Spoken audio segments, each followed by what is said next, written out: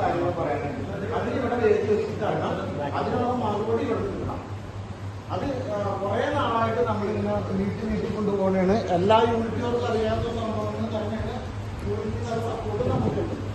അപ്പൊ അതുകൊണ്ട് പറയുകയാണ് അതിനോട് അറ്റ്മോസ്റ്റ് ബഹുമാനത്തോട് പറയുകയാണ് അതിനുള്ള മറുപടി ചെയ്തു പോകും. ബാക്കി കാര്യങ്ങൾ നമുക്ക് സംസാരിക്കാൻ ആളുകളുണ്ട്.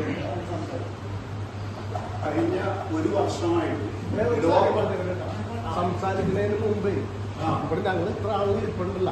ഞങ്ങളെ ഇവിടെ ഈ പള്ളിയിൽ അനൗൺസ് ചെയ്ത് സെൻട്രൽ കമ്മിറ്റി മീറ്റിംഗ്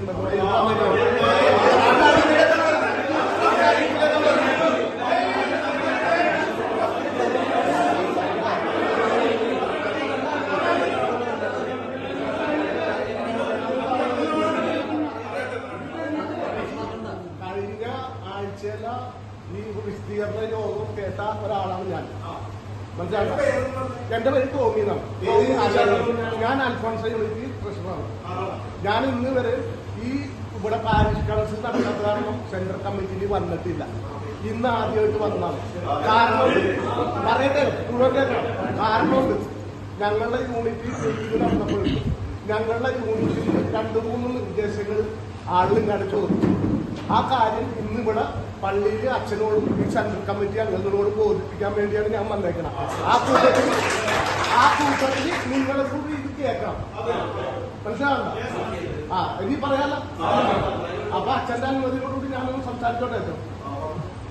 അപ്പൊ ഞാൻ വന്നതെന്ന് വെച്ചാല് എന്താ അല്ല തുടങ്ങിയിട്ടില്ലെങ്കിൽ അപ്പൊ പിന്നെ അവിടെ നിങ്ങൾ സംസാരിക്കാൻ അനുമതി കൊടുത്തിട്ടുണ്ടോ? തുടങ്ങിയിട്ടില്ലെന്ന് പറഞ്ഞതിന്റെ കാരണം എന്താ?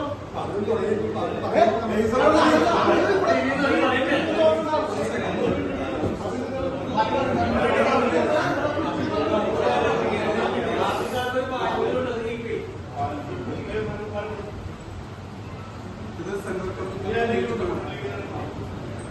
സെൻട്രൽ കമ്മിറ്റിയുടെ മീറ്റിംഗിൽ അംഗങ്ങളല്ലാത്തവര് റോഡിൽ നിന്ന് വാദിക്കുന്നത്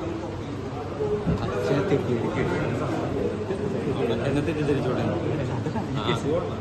സംഘടനയിലെ അംഗങ്ങളല്ലാത്തവര് ഈ ബോർഡിൽ നിന്ന് പുറത്തു പോകണം. സംഘടനയ്ക്ക് കൂടാനാണ്. അതാണ് ഇതിനകത്ത് പറയാൻ.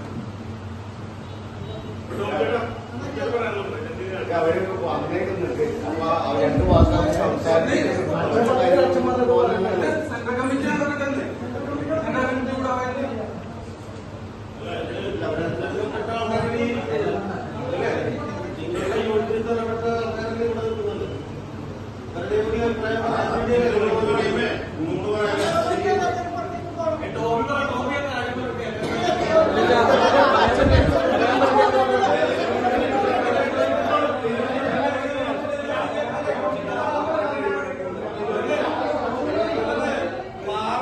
അനുസരിക്കാത്ത ആളുകളാണ് നമ്മൾ.